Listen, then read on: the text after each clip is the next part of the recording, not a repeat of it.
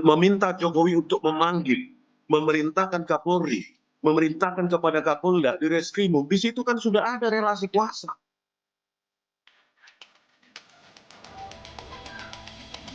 Pak Jokowi tidak penting bahwa harus ada perkataan maaf, tidak.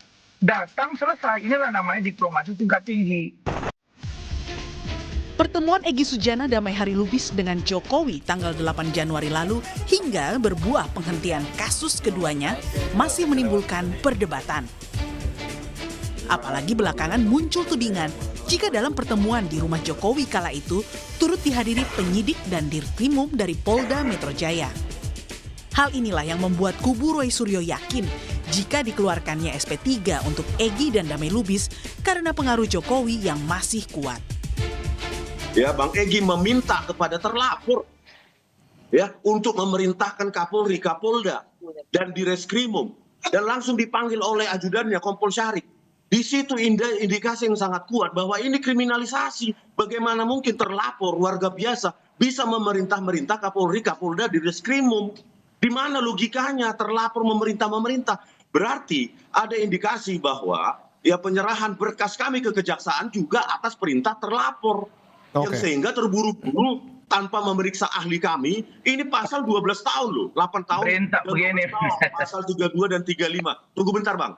Pasal 32 dan 35 diterapkan secara main-main dan sepihak, dan saya kira itu indikasi yang kuat pengaruh dari terlapor untuk secepatnya menangkap kami. Tudingan Rismon ini dibantah relawan Jokowi Rasman Nasution. Menurut Rasman, sedari awal Jokowi justru menunggu pembuktian fitnah ijazahnya di pengadilan. Namun, jika sebelum sampai di ranah pengadilan, para tersangka mau sepakat berdamai, Jokowi menurutnya akan memaafkan. Jangan terlalu lebay ya. Jadi orang Pak Rismon, Roy, Tifa itu dibuat klaster 2 itu karena memang dilihat ada pasal-pasal yang memang mereka lakukan. Nah, jadi kalau dikatakan ini upaya menghindari pengadilan, kan kita dari awal bilang bahwa Pak Jokowi itu justru menunggu di pengadilan. Nah, tetapi di perjalanan berjalannya waktu, ada beberapa orang, termasuklah Pak Egy Sujana, yang bertemu dengan Pak Jokowi untuk melakukan restoratif justice. Pak Jokowi tidak penting bahwa harus ada perkataan maaf, tidak. Datang selesai, inilah namanya diplomasi tingkat tinggi.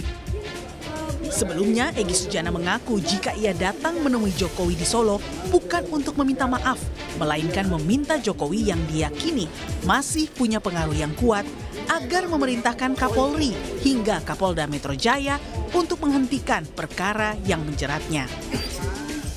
Saya datang bukan untuk minta maaf. Saya minta perintah Kapolri kepada Kapolda kepada Dirkrimum, cabut cekal saya dan SP3-kan saya. Dia langsung reaksi.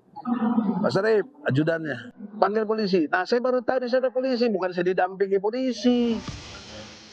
Mengenai diterbitkannya SP3 kasus Egy dan Damai Lubis pada 16 Januari, Kabid Humas Polda Metro Jaya Kombes Budi Hermanto membenarkan jika penghentian perkara dua tersangka tersebut berdasarkan hasil gelar perkara khusus untuk keadilan restoratif.